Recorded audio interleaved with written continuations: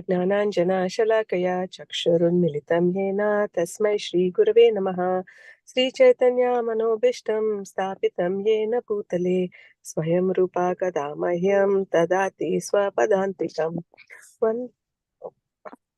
One minute, there's actually a call for Shalakaya Chakshurunmitam Mena Tasmai Shri Gurave Namaha.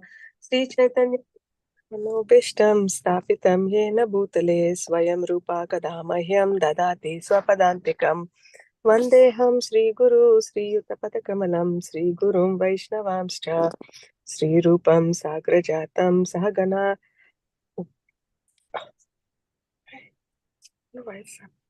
Sahagana Lita Sri Vishakam Litamscha Sat. Yeah. Hey Krishna Karuna Sindhu Deenabandho Jagatpate Gopisha Gopika Kanta Radha Kanta Namostute Tapta Kanchana Gaurangi Radhe Vrindavaneshwari Rishabhanusute Devi Pranamami Haripriye Nama Om Vishnu Padaya Krishna Pristaya Bhutale Srimati Bhakti Vedanta Swami Iti Namine Namaste Saraswati Deve Gauravani Pracharine Nirvisesha Shunyavadi Paschatya Deshatarine. Jai Srimad Bhagavatam ki Jai, Srila Prabhupada ki Jai, Gaura Bhakta Vrinda ki Jai. Prema Pallavi Mataji, please think of when you would like to give class. Okay. Who likes to start reading?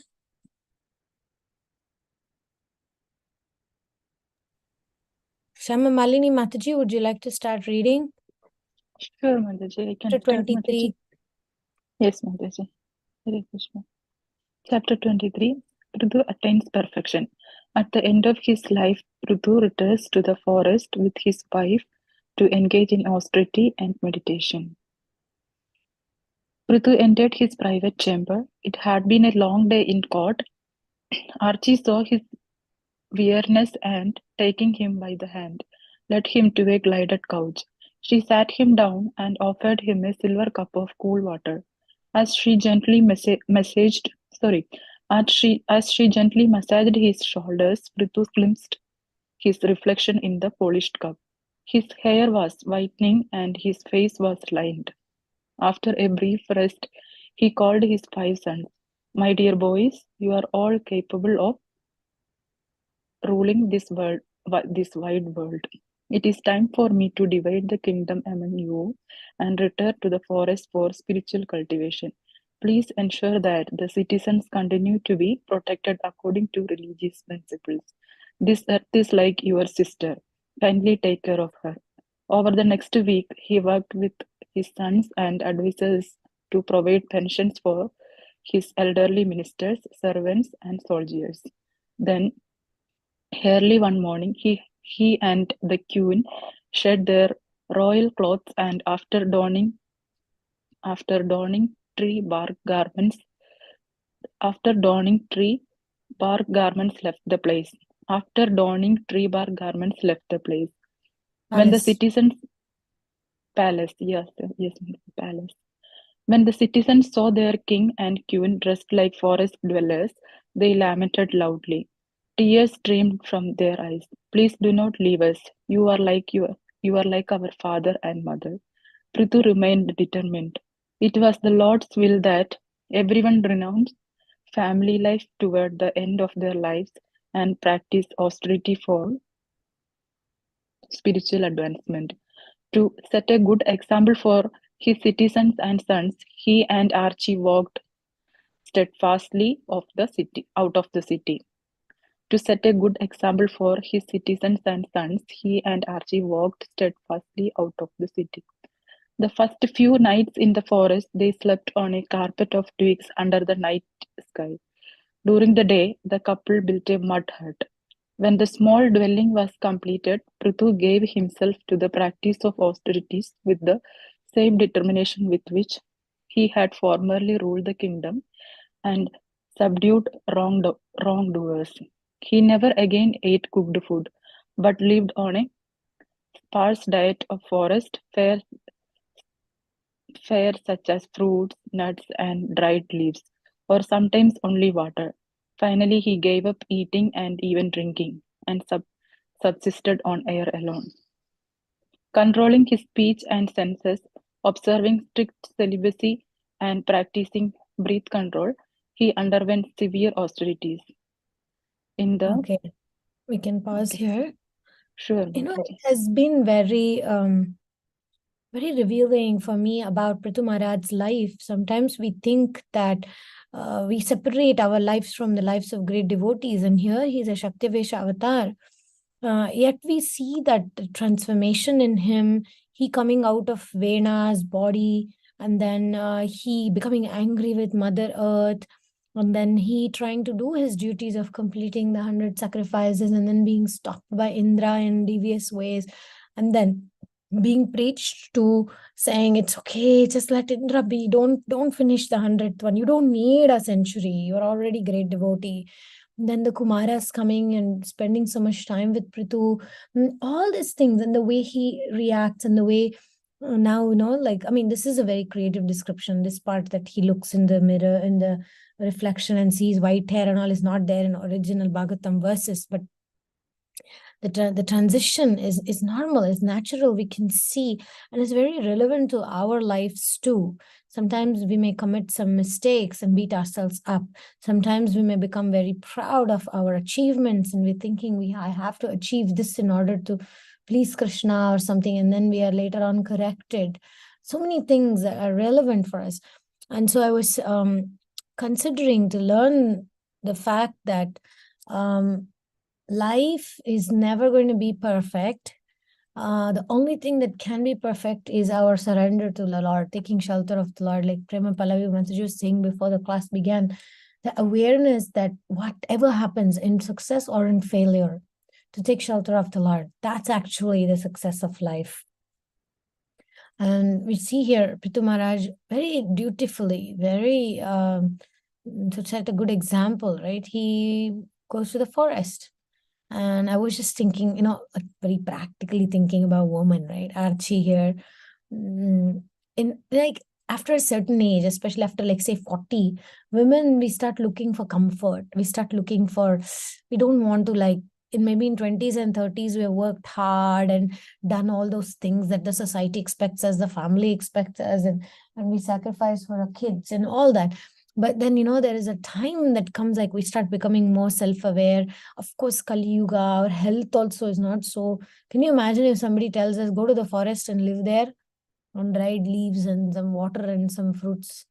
Like, just live like that. We become so accustomed, right, to our own, the facilities and the kind of food that we eat. And we can actually notice how much attachments we may have. And also we must see, are we taking care of are we healthy? If somebody asks us to go to, like, say, Vrindavan Yatra or Parikrama, after a certain age, I know some people hesitate because they say, no, I can't be without toilet for this much time. Oh, I can't do that. I can't say my knees, right? I can't fold my knees. And so much all that happens for the very reason that we may not have prioritized in our earlier years. We haven't prioritized our health, all sorts of health, like physical health, mental health, emotional health.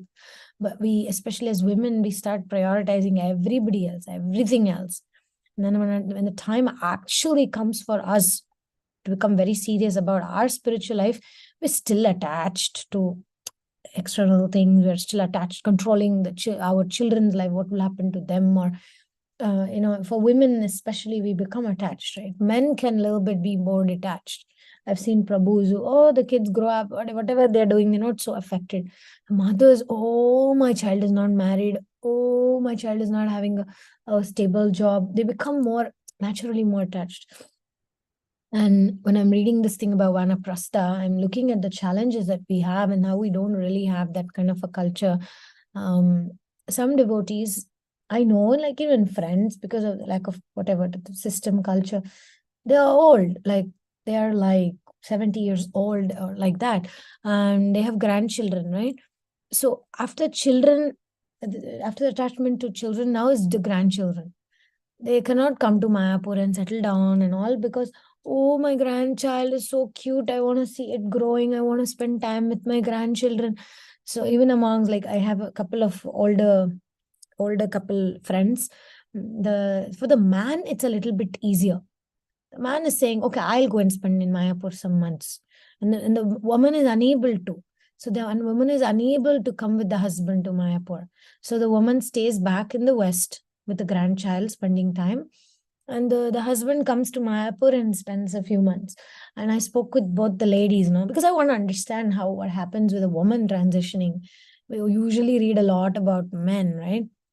If we read about women, there's a little bit of like Devahuti is a good example, right? And then there is Kunti and Draupadi. Oh my God, their lives were like completely extraordinary difficulties and extraordinaries. And now I'm looking at Archi and I'm thinking she went with the husband.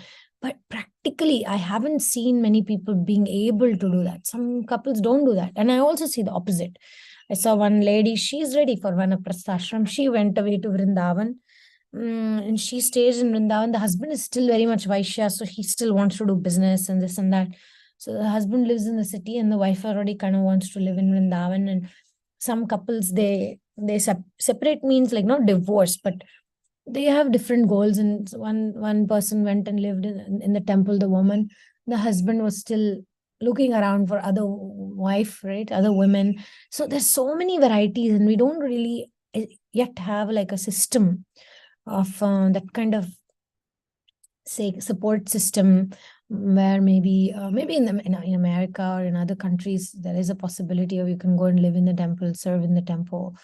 But in India, especially for women, either the man has to take sannyas and Hari Bol, or the man can go and live in the temple, but a woman can't live in the temple. So there is so much need for us to think as a society where what will happen when we are aged, because then it becomes like a two-tier system. Oh yeah, we chant Hare Krishna, we are part of this, but actually our life, is somewhere else. We depend on other facilities, right? My cousin, I remember, he was like, no, I don't want my parents to go and live in that place where there's no medical facility. I want them to live in a city, I want them to live in Bangalore. And there was another Karwar. That's a nice place, very peaceful on the beach. And then the father was saying, no, if we live on the beach, our health will be better. If we live near the ocean, our health will be better. Why we need hospital facilities? And like the modern day thinks differently.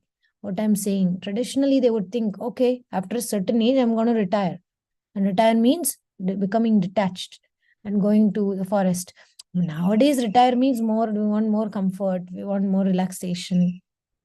But fortunately, we are in proper movement. When we think of retirement, we think, how can I do more service, right? How can I do more preaching? That's what is recommended. Nobody's telling us to go to the forest.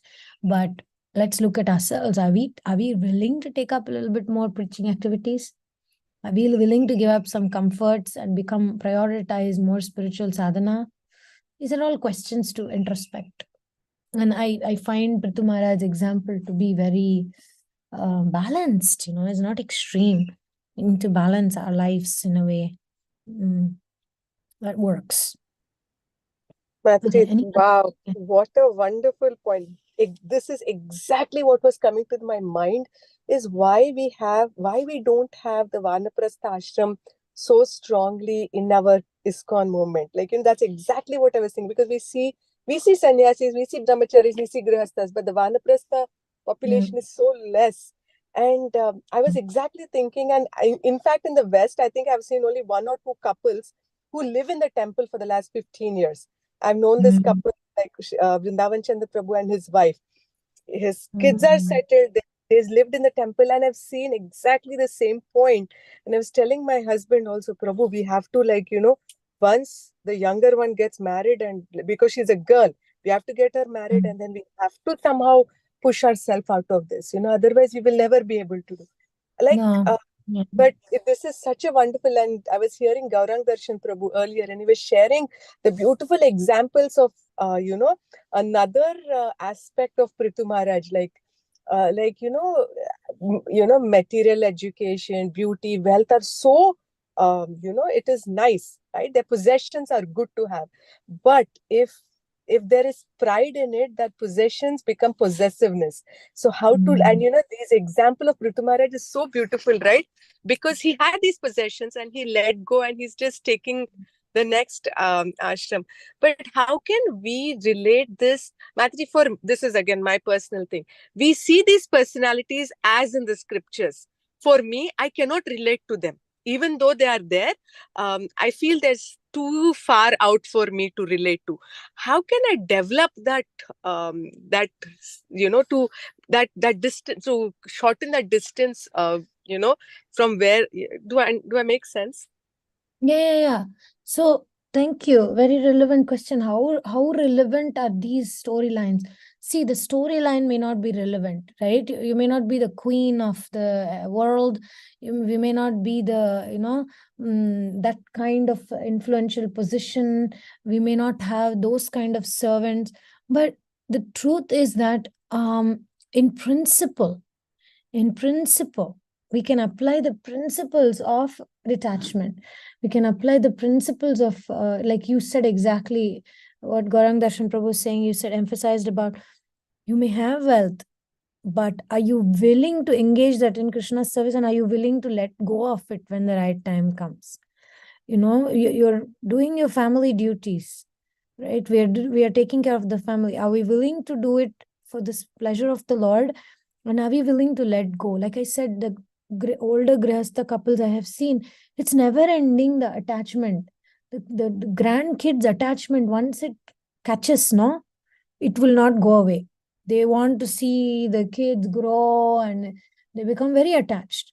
So that's what actually that Prabhu was telling me. The husband Prabhu was saying he has service here in Mayapur. So he comes here to do service.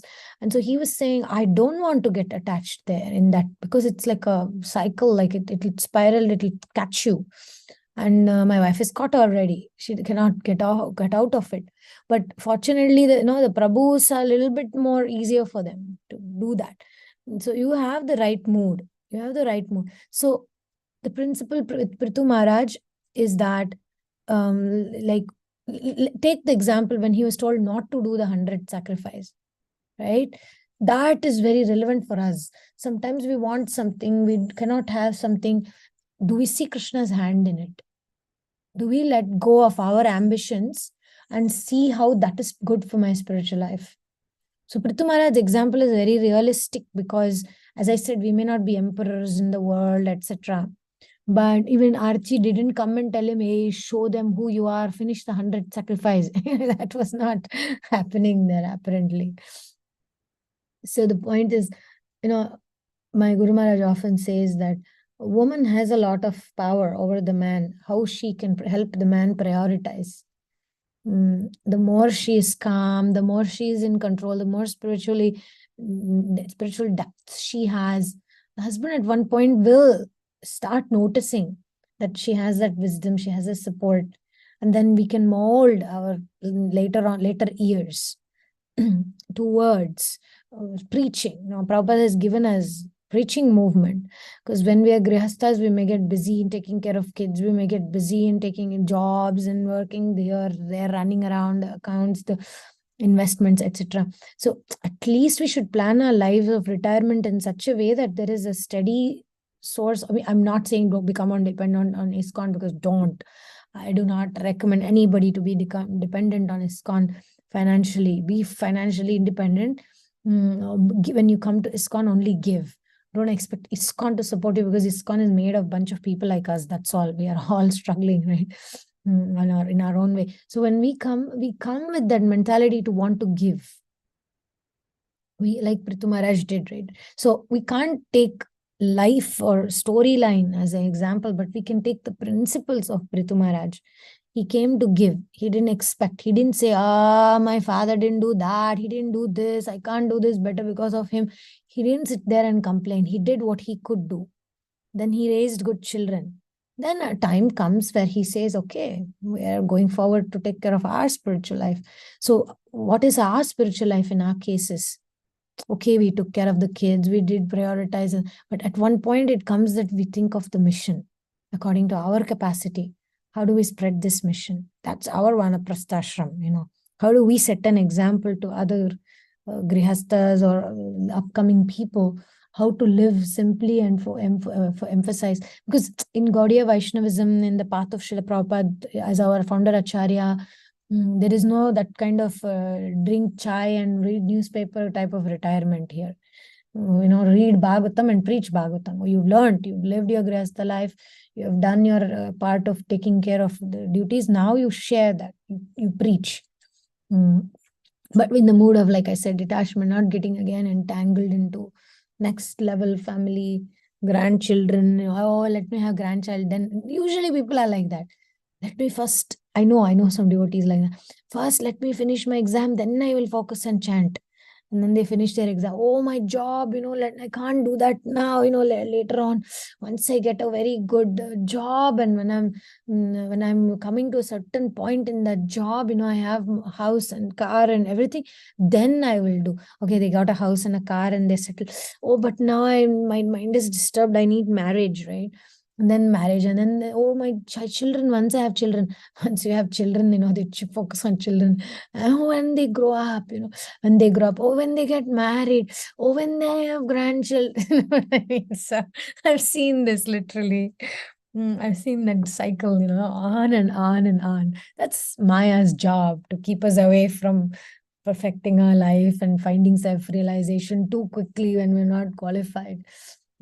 So Vanaprastha for us would mean, okay, what am I going to do with how am I going to contribute to the mission in a balanced way, without depending on the mission, blaming the mission why they're not taking care of me, or sort of. At the same time, not exhausting ourselves to an extent that our health collapses. So, that balance, we can draw that balance like they did. Archi is not leaving the palace when she's all aching everywhere in the body or something. They left before that. When they had a little energy, they left. Usually what we do is we invest a lot in family, etc. And then when our health starts failing, and then obviously we can't give too much to the mission. I know people who want to, but somehow they didn't take care of their health. They didn't prioritize that. They did other things. So they are now unable to give in that way, like travel. Vanaprastha means also travel and preach. But nowadays, with the kind of health that, say, people in their 60s and all will have, especially, I don't know if I'm mistaken, but Indian women tend to absorb and to suppress more emotional stuff, that they get more aged sooner. Like I saw my mother-in-law and all, Italian, but like when I saw my mother-in-law and when I see my mother, or my grandmother and my mother-in-law are similar age, and my mother-in-law aged very gracefully, meaning like she took care of herself, she didn't have like so many health issues. But my grandmother, the kind of women, Indian women, I think the responsibility and the emotional investment is much more. So our Indian bodies kind of are different also, I think. In Western European bodies are a little bit more sturdy, and Indian bodies, I think, needs a little more care. And if we don't give that care, then after 50, 60, after menopause and all, I think our body does become more fragile, and it's not necessarily the ideal to start traveling and preaching sort of body. Not everybody, I'm just saying, like, as a so we need to come up with creative ideas. How can I preach online? Like, I know Matajis who have heard philosophy for so long, so dedicated, they have so much experience as parents. But then when you ask them to give a class, they're like, no, no, no, no, no, no, no. But they have the knowledge, they've studied, they have the experience. So Vanaprastha also could mean the stage where you do stop looking good. You're not thinking anymore, oh, how people will think about me. You start dedicating yourself as much as you can in preaching, not looking good and being right. It's not like, I mean, I didn't have much of that, but I have some friends who have to go through it. Relatives, and how you dress in the end of weddings, and how much you have to show off. All those kind of things are there. To give up all that can also be the Vanaprasta Ashram. For us, like, he didn't think, oh, what my sons will do, will they do it nicely or not? He didn't get stuck. Archi also didn't get stuck thinking, oh, what will happen, what the people will think if I'm the empress, I'm the queen, if I'm going to sleep in the under twig on the twigs under the night sky and all. Oh, it's not very prestigiable. She's not thinking like that. So we may think, oh, if I open my mouth and share Shastra, people will come to know how limited my understanding is. We don't think like that. We just do it. That's the way of spiritual progress and advancement also. So I think Vanaprastha also means to give up that false ego of external status, what people will think about me, my limitations will be exposed. I think one of the good ways to get rid of false ego is to give classes, because we'll realize our limitations. Is that helpful, Mataji, about principles? Yes, I'm not. it is very helpful. And when you said you have to give a class, exactly that's what I'm like, Mataji, I can't give. I'm very bad at classes. I'm not so good. Today it seemed like whatever you say, I'm like, this is what is happening in the mind, and the next couple of points later you're saying this. I'm like, oh Krishna. So, I mean, in principle, one thing is, oh, you wear tree barks, go to the forest. Obviously, nobody's asking us to do that. Yes. But Yes, what we madam. can do is simplify our sari collection, simplify our jewelry collection, simplify, like my husband always quotes that there are a lot of senior women who dye their hair, especially in India. Western, Yes. they don't. Western people, they kind of embrace their grays, right? But in India, there is that culture. And my husband is always, of course, me and my husband, we have a big age gap. So it's a little bit of a different thing. I already start getting gray hair here and there. And he always says, do not color your hair. Do not put that black thing. It looks, and even men in India, they will color their hair, right?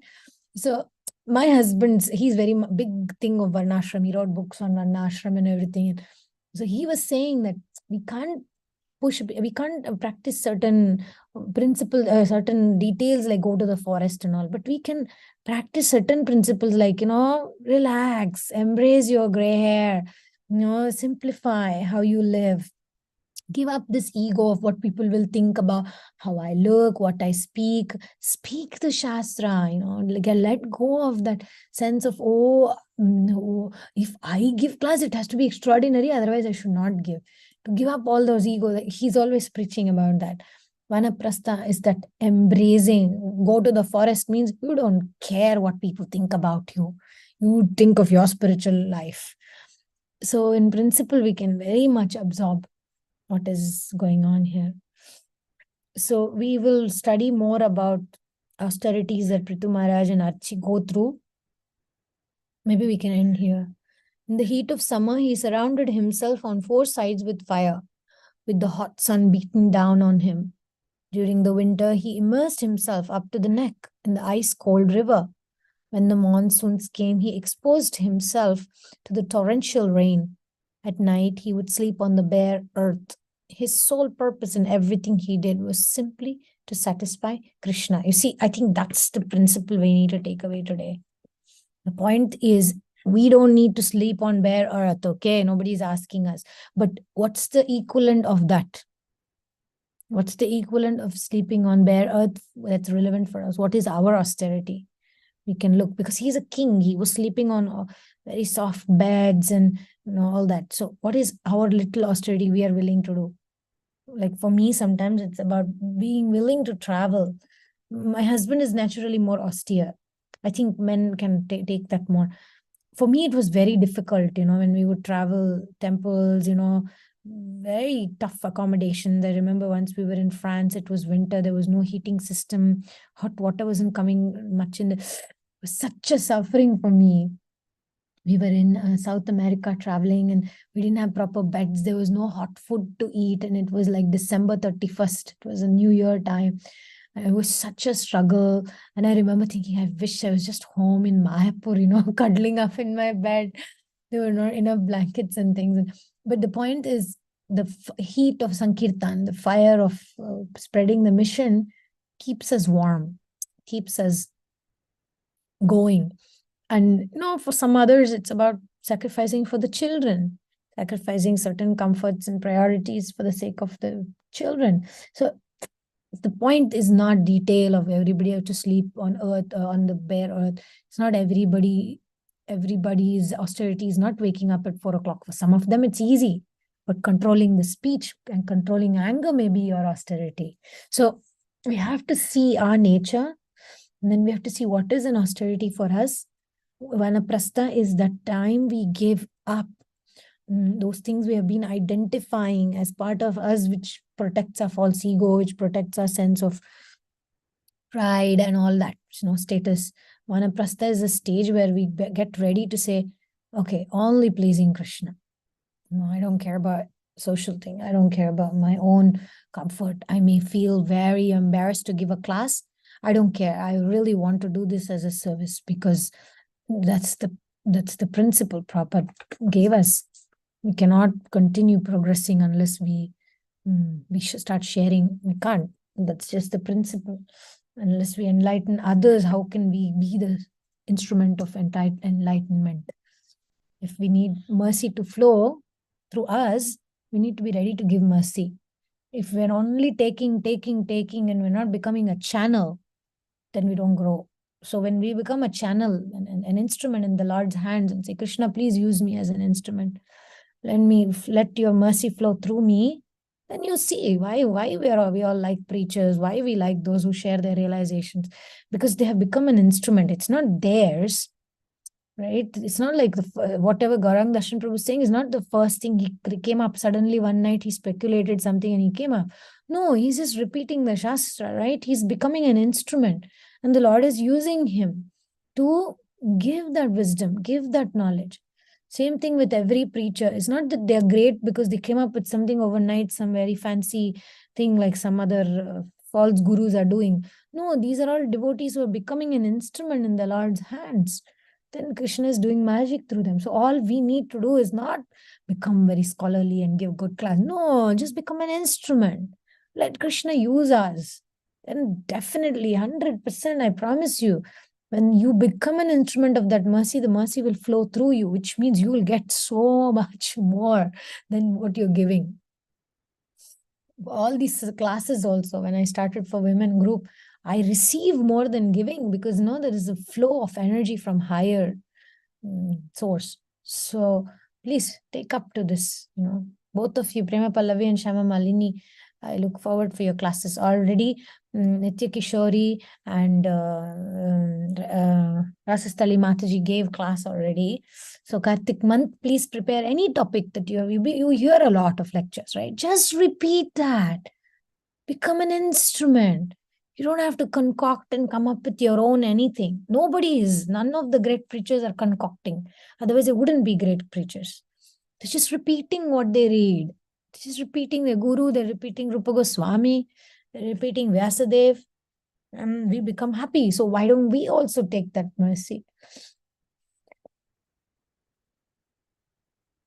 Okay, Prema Pallavi Mataji left to prepare for the class, I think. And Rasastali Mataji, would you like to read a affirmation before we do the... Yeah. Thank So you. many nice things I've been hearing from you now. So I've Thank you, forgotten Mataji. about my affirmation. So nice, beautifully explained. Jai. Affirmation 2. I easily chant my prescribed number of rounds with focus and attention. Affirmations prepare us to enter a task with a positive and favorable attitude. Many people ask whether we can easily chant with focus and attention just by affirming we will chant this way. While it may seem simplistic to believe that an affirmation can improve our japa, consider, for example, how believing we can't chant with focus and attention affect us. It creates a self-fulfilling prophecy, and thus we find it difficult to focus. After all, why would we try to focus if we believe we can't? This problem is exacerbated when we continue to chant daily with a lack of attention and focus. We then expect our japa to always be more or less like this. Thus, the belief that we can't focus well becomes the cause of not focusing. And continuing to chant without focus strengthens the belief that we can't focus. It then becomes a vicious cycle. So, Just as a negative affirmation works against us, positive affirmations work for us by aligning our attitude with our goal of good japa. Attention is an interesting phenomenon. Our mind has many thoughts, not only bad thoughts. So controlling our mind really means controlling our attention. For example, right now we can place our attention on Vrindavan, or we can place our attention on other things. Since we do have control of our attention, this affirmation is meant to remind us that placing our attention on the holy names is not difficult if we set out to do this. The idea is that when we begin our japa sessions, we shouldn't expect it to be a struggle. Rather, we alter our attitude to think that giving attention to the holy names is natural. We want to create a mood in which we feel it's natural and easy to chant with focus and attention, not that it is some Herculean task that only a few people can accomplish. Also, if we consider japa to be essentially important to our spiritual life, then it's going to be much easier to chant with attention since we naturally give attention to what's most important in our lives. With this affirmation, we confirm that it is possible to be attentive and that we will control our attention while chanting. Hare Krishna. Wow. Perfect. Excellent. Thank you so much. Thank you. Affirmations are very powerful. Very powerful. Especially I'm reading from Vrindavan.